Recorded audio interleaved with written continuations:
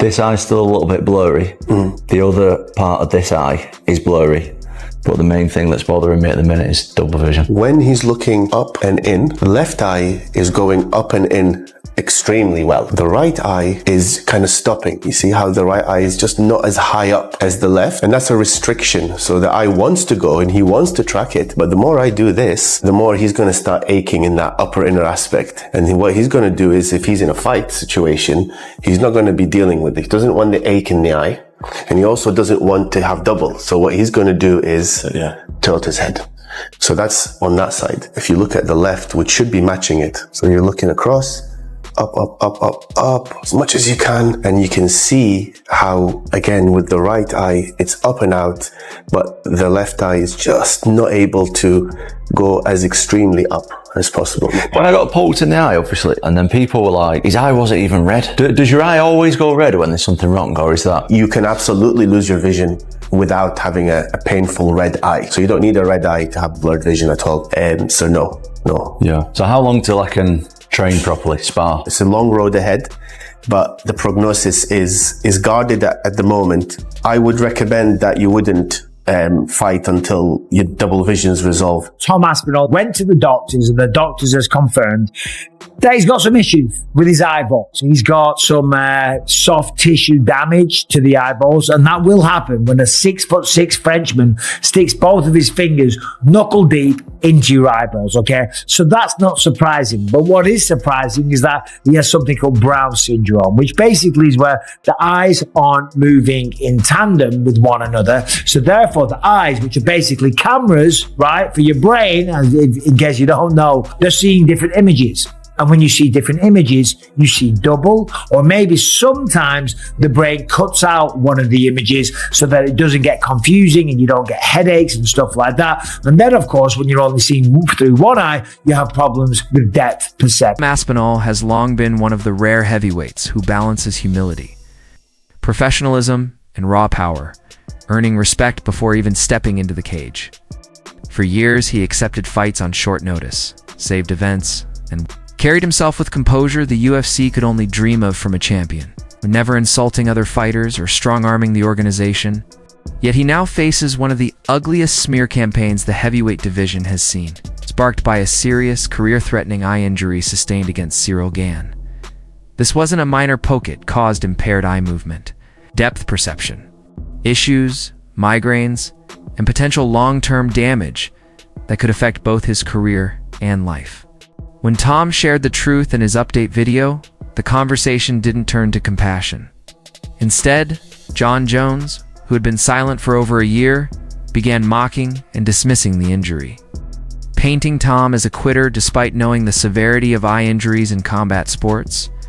The MMA community erupted because Tom had long sought a unification fight with Jones, only to be ignored while he carried the division forward with dignity. But the moment he became vulnerable, that silence vanished, replaced by bitter, mocking attacks aimed at undermining his championship heart. Situation looked like Curtis Blaydes came to beat Tom Aspinall up that night. Tom throws a kick and magically gets hurt. I would expect a fighter to at least attempt to stand back up or at least limp. And with Tom, he was just completely out of the fight. And his last situation was Ciryl Gane. He gets poked in the eye. Normally you see fighters that are doing this number, trying to get the doctor to look at it. And actually, initially the doctor's just like, he seems fine. Tom's like, no, I can't see. The guy wasn't trying to see. Yeah. The guy didn't want to see. The eye that he was covering appeared to be the eye that actually didn't get penetrated. One eye, the finger goes all the way underneath the eyelid. The other eye, it was on top of the eyelid. And he ends up grabbing the eye where the finger was on top of the eyelid. So I don't even think Tom really knew which eye was supposed to be more compromised. He just knew that he had been fouled and it was his way out. So that alone shows me a little bit what's behind the facade of this whole Tom Aspinall character. Can we get full-time Bully Aspinall after this smear campaign? How are you going to be on the comeback? Mate, when I come back, there is no more Mr. Nice Guy. Nice Tom. When it comes to MMA, he's gone. And I'm going full bad guy, I think. I feel it's Tom. Tom's a great athlete, but I do feel like he's a one-trick pony. When you look at people talking shit online of like, oh, you know, he's ducking this guy or he's dodging this guy, they haven't seen the work that you've done in the past and how dominant you've been. We know you're not ducking this guy. I mean, talk to me about what you saw in his fight with Gane. I mean, because Gane looked like he was controlling the fight. With Cyril Gane? Yeah. I believe that his wrestling and jiu-jitsu is incredibly overrated. He has a beautiful 1-2. I got to learn a lot about his patterns in his last fight. Beautiful 1-2. That's really about it. He couldn't touch Cyril Gane at all. That's the way I felt. I felt like Gane was just getting warmed up. Gane's hands was down. He was shaking his shoulders, bouncing around. He was touching him. That jab. He busted him open. He was so comfortable. I think Tom was looking for a way out, and he took it. He needs to change his game plan. When Tom gets hurt, he's like immediately incapacitated. It's like, you poke my eye. He never tried to look. It was rag on the eye immediately. Severity of Tom Aspinall's eye injury cannot be overstated. Fighters who ignore such injuries risk permanent damage or blindness. Dana White's frustration is clear because he's witnessed the entire situation unfold. The UFC tried to set up Jones versus Aspinall. Jon pulled out. Fans turned on Tom after the eye pokes. Analysts twisted the narrative, and the smear campaign grew unchecked, while Jon remained silent. After Tom spent weeks in doctor's appointments and tests to assess whether he could continue fighting, Jon chose that moment to publicly ridicule him. Dana despises this not out of favoritism, but because it jeopardizes fighter safety, harms the UFC's reputation, and turns a serious medical crisis into a humiliating social media spectacle.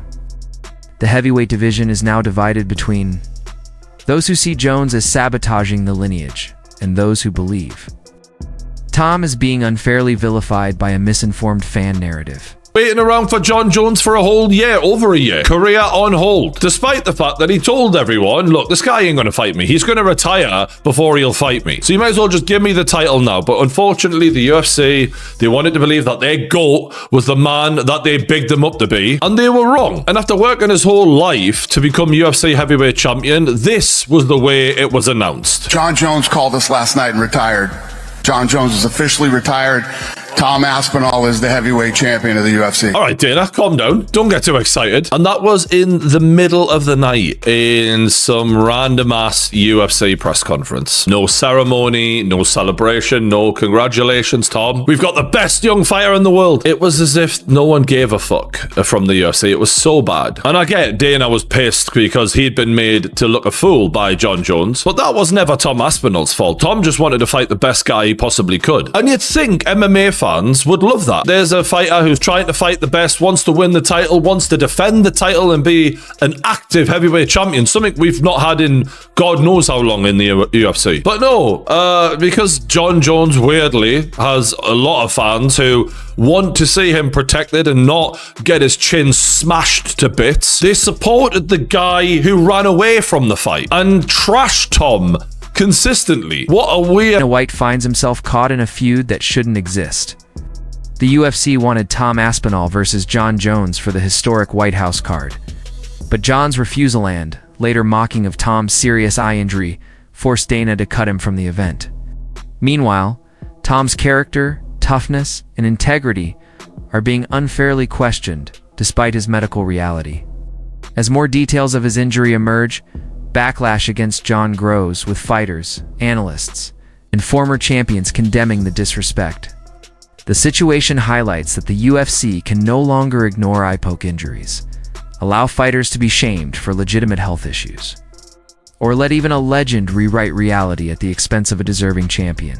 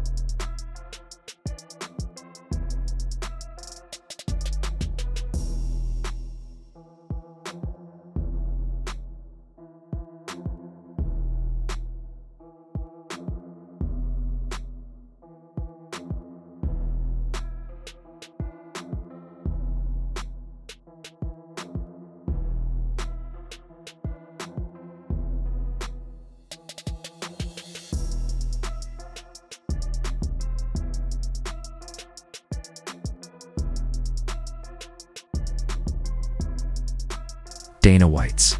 Patience is wearing thin because Jon Jones mocking Tom Aspinall. Fighter facing potentially career-altering eye damages, which is bad optics. It's an insult to the sport. Tom never asked for sympathy or special treatment, simply shared the severity of his injury honestly, yet that transparency was twisted into claims of weakness. The irony is that Tom built his career by stepping up when others stepped away. And if reliability were tracked like knockouts, he'd be unbeaten.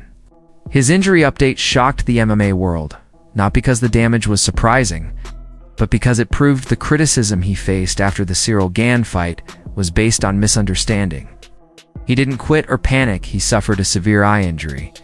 That threatened his vision, and no fighter could safely continue under such conditions without risking permanent harm.